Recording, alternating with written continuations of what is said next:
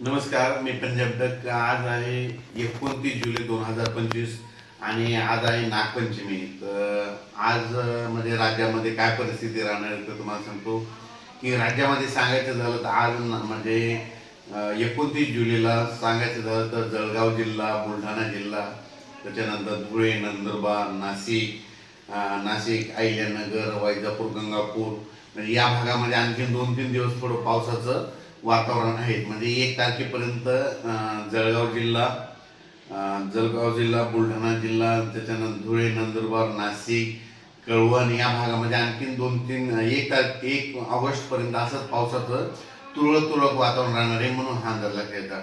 मग राज्यात म्हणजे आता तुम्हाला सांगायचं झालं तर सर्वप्रथम आणि त्याच्यानंतर आज यवतमाळ देखील म्हणजे 29 तारखेला यवतमाळ, नांदेड या भागात देखील, आदिलाबाद, धर्माबाद थोडंफार पावसाचं वातावरण राहणार आहे. खूप काही मोठा राहणार नाही, पण पाऊस थोडा सध्या राहणार आहे आणि ठिकठिकाणी काही ठिकाणी सूर्यदर्शन देखील होणार आहे, म्हणून हा अंदाज लक्षात येतात. राज्यात सांगायचं झालं तर जवळपास म्हणजे 8 ऑगस्ट पर्यंत राज्यात काय होणार आहे, हवामान कोरडंच राहणार आहे. जास्त असा मोठा काही पाऊस येणार नाही, म्हणून काही चिंता करायची गरज नाही.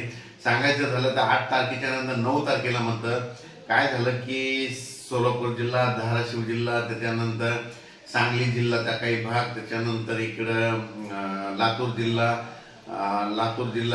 बीड जिल्हा, त्याच्यानंतर नांदेड जिल्ह्यात आणखीन काही भागामध्ये मग 9 तारखेच्या दरम्यान एकदा चांगला आणखीन परत एकदा 9-10 ऑगस्टच्या दरम्यान तिकडल्या भागामध्ये दक्षिण महाराष्ट्राकडे एक पाऊस येणार आहे, म्हणून हा अंदाज लक्षात येतात.